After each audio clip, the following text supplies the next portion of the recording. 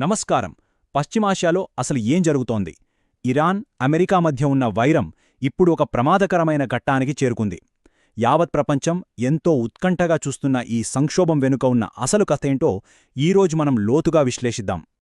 ఒక పక్క చూస్తేనేమో ఒమాన్లో రహస్యంగా చర్చలు జరుగుతున్నాయంటున్నారు. మరోపక్క చూస్తేనేమో అరేబియా సముద్రంలో అమెరికా ఏకంగా యుద్ధనౌకలనే మోహరించింది. అసలు ఈ రెండు దేశాల మధ్య ఏం జరుగుతోంది? యుద్ధ మేఘాలు నిజంగానే కమ్ముకుంటున్నాయా?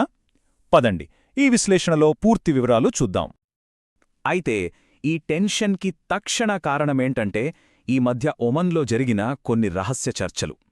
ఫిబ్రవరి 2026లో జరిగిన ఆ పరిణామాలేంటో ఇప్పుడు వివరంగా చూద్దాం.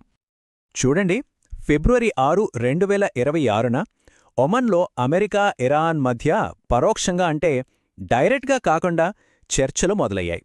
అమెరికా వైపు నుంచి ప్రతినిధి బృందానికి నాయకత్వం వహించిందెవరంటే జారెడ్ కుష్నర్.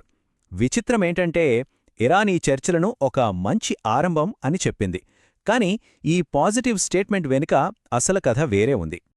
సో ఈ చర్చల్లో అసలు సమస్య ఎక్కడొచ్చిందంటే ఇక్కడే ఉంది. అమెరికా ఏమంటోందంటే మీరు మీ యురేనియం శుద్ధి చేసే పనులన్నీ పూర్తిగా ఆపేయాలి అని. దానికి ఇరాన్ ఏమంటోందంటే సరే, కాని ముందు మామీద పెట్టిన ఆర్థిక ఆంక్షలన్నీ పూర్తిగా తీసేయాలి అని. చూశారా, ఈ రెండు డిమాండ్ల దగ్గరే అసలు చిక్కు వచ్చిపడింది. చర్చలు ముందుకు సాగట్లేదు. అయితే ఈ చర్చలు ఎక్కడిదాకా రావడానికి అసలు కారణాలేంటి?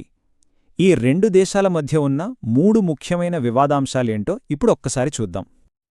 ఇక్కడున్న పాయింట్స్ చాలా ఇంట్రెస్టింగ్గా ఉన్నాయి.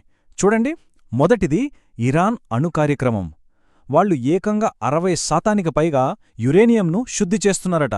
అంటే అణువిద్యుత్కు 5% చాలు, అణుబాంబుకు 90% కావాలి. ఇప్పుడు 60% అంటే వాళ్లు బాంబు తయారీకి టెక్నికల్గా 1 అడుగు దూరంలో ఉన్నట్టే లెక్క. ఇక రెండోది వాళ్ల బ్యాలిస్టిక్ మిసైల్ ప్రోగ్రాం. దాని గురించి మాట్లాడటానికి కూడా ఇరాన్ ససేమిరా అంటోంది.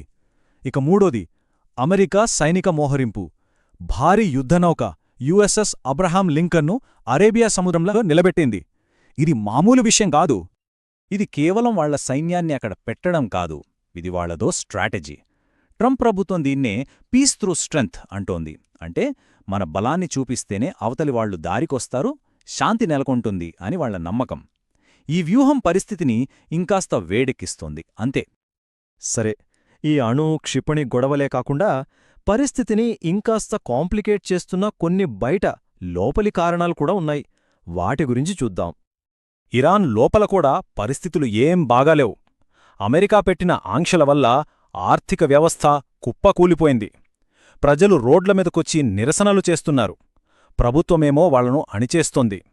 ఇలాంటి టైంలో అక్కడి ప్రభుత్వం ఎలాంటి నిర్ణయాలు తీసుకుంటుందో ఊహించడం చాలా కష్టం. మరోవైపు బయటనుంచి కూడా అమెరికా మీద ఒత్తిడి ఉంది.